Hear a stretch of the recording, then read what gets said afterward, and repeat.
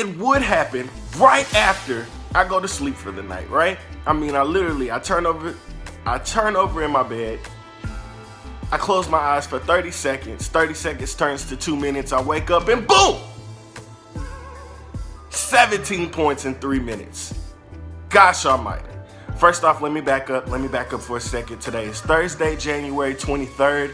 Thank you for joining us. I'm your host, Mike DuPont. Thanks for tuning in for another episode of Hoops Talk. Feel free to check the description in the comments below for additional links to other outlets should you feel so interested. And let's just dive right in, as usual. Again, right after I go to sleep for the night, Zion Williamson. And unfortunately, it was not in a winning effort, as the Pelicans did fall to the San Antonio Spurs last night.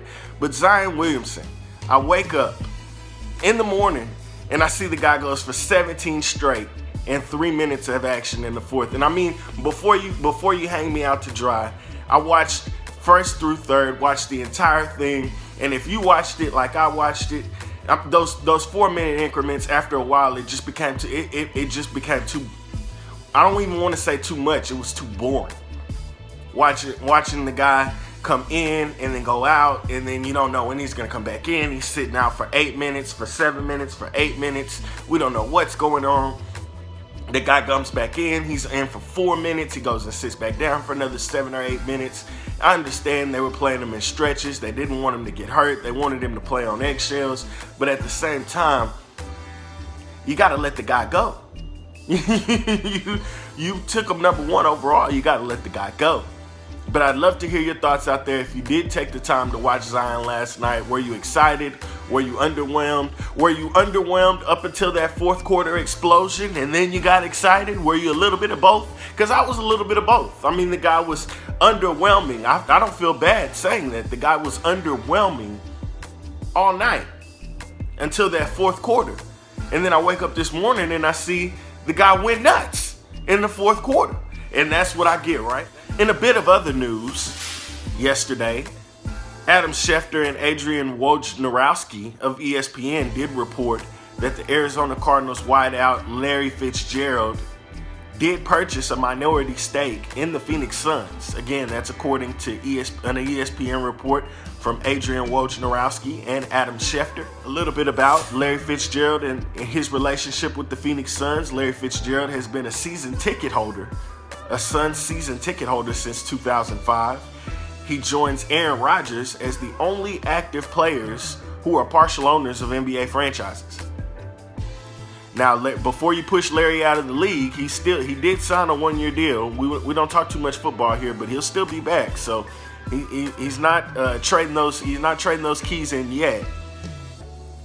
I do find that a bit interesting, though. Aaron Rodgers, Larry Fitzgerald, both minority owners.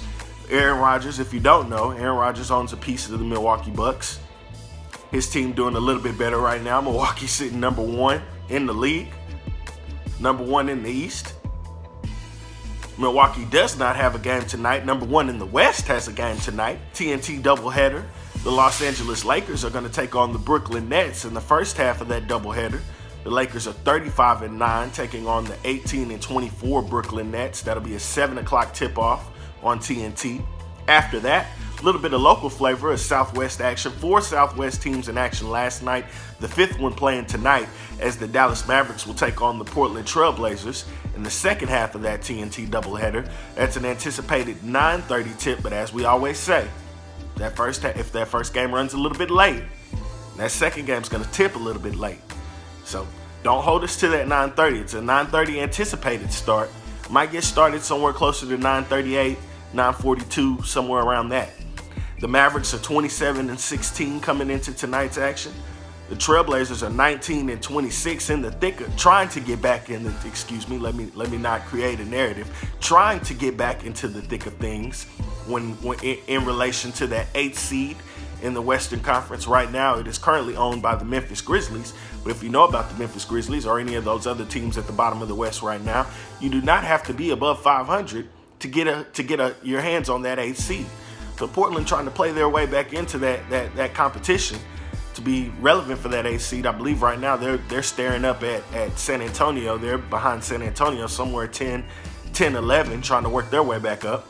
And they've also got to deal with New Orleans. But New Orleans has to win games in order to get back into that conversation.